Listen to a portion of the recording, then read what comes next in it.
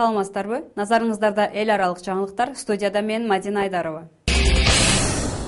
6 августка караган түнү чыгыш Украинадагы Донецк шаарына абадан сокку урулганын Интерфакс агенттиги жергиликтүү тургундардын маалыматына таянып жазып чыкты. Сокку Украина авиациясы тарабынан жасалган болушу мүмкүн экендиги кабарланууда. Күбөлөрдүн айтымында учактын учуп өткөнү, анын артынан эле эки күчтүү жарылуунун үнү даана угулган.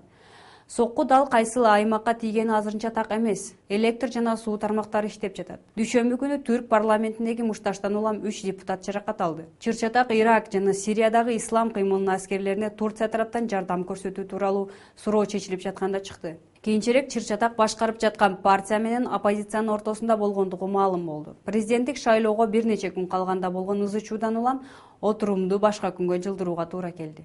Улуу Британиянын тарыхындагы алгачкы мусулман министр отставкага кетти. Тышкы иштер министринин ордун басары Сеяда Уорси бул жоругу менен Англиянын министрлер кабинети Газага кылган саясий мамилеси туура эместигин айткысы келген.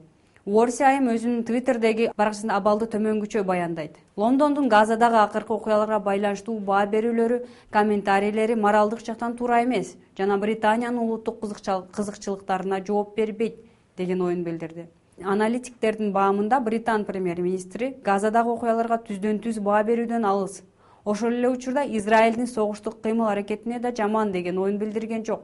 Дал ушул нерсе Сеяда Уорсинин кыжырын кайнаткан. Шейшемби күнү Манчестер аэропортуна бомба орнотулган деп шектелген Катардын учагы ийгиликтүү конду. Учкучтун жардыргыч зат жөнүндө күмөндүү билдирүүсүнөн соң учак Британиянын истребителинин коштоосунда аэропортко келди. Жүргүнчүлөрдүн баары аман. Полиция жардыргыч зат тууралуу жалган айтып, борттогуларды коркуткан жаранды кармады.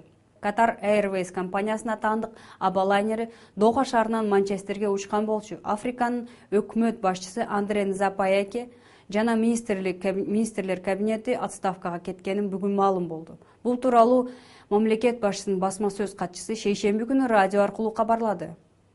Өкмөттүн отставкасынын себептери жана премьер-министрдин милдеттерин ким аткарып жаткандыгы азырынча белгилүү эмес. Жумушка келген соң иштеш керек, бирок эс алуунда унутпаш кажет. Токиодогу Bizrich финансы компаниясынын өзүнүн жумушчулары жана кардарлары үчүн виртуалдуу пляж уюштурду. Мекеменин ичине кирер замат суу толкунунун үнүн угуп, суу астындагы ракушкаларды көрүүгө болот. Мен кардарларыбызды таң калтыруу үчүн гана эмес, бул жерде иштеген адамдардын баары келип эс алып, жумушка жаңы дем күч топтоп, жаңы идеяларды жаратуусу үчүн жасадым, дейт фирманын мүдүрү Соичиро Минами. Күндүн ысыгы билинбей, салкын болуусу албетте биздин иштөөбүзгө ыңгайлуу шарт түзүп жатат, дейт жаш финансист Аями Оада. Ошону менен бүгүнкү жаңылыктар топтому аягына жетти. Саламатта калыңыздар.